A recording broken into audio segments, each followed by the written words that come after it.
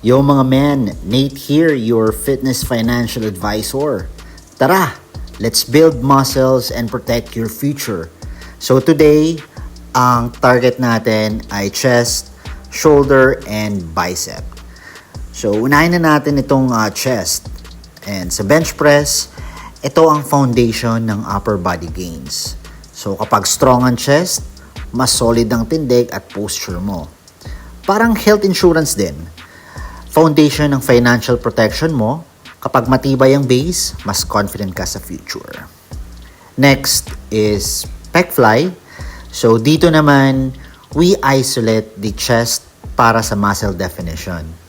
So parang insurance din, hindi lang basta protection, kundi magbibigay din ng clear definition sa long-term plan mo.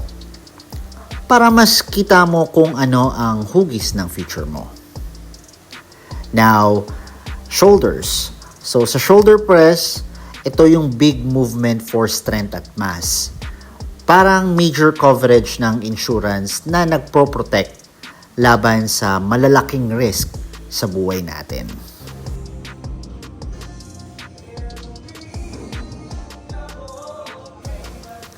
Pero syempre, hindi pwedeng puro compound lang. Kaya meron tayong cable side lateral raises. Pang isolation for detail and balance. So sa insurance, ito yung mga rider o add-ons kung tawagin.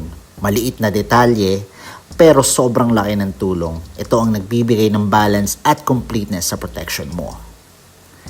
Finally, biceps. Paborito ng marami, dumbbell curls.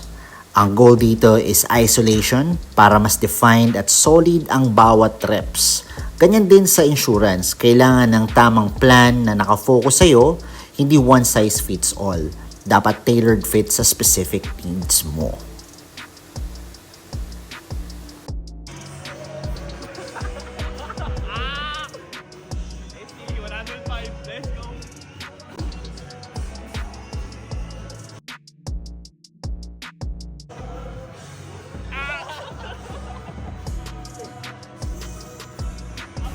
Trivia lang mga men. Alam nyo ba na consistent training plus proper rest, yan ang susi sa muscle growth?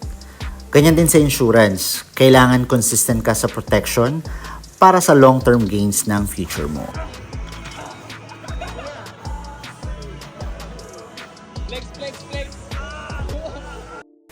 So ayun mga men, tandaan, fitness builds your body, insurance protect your future.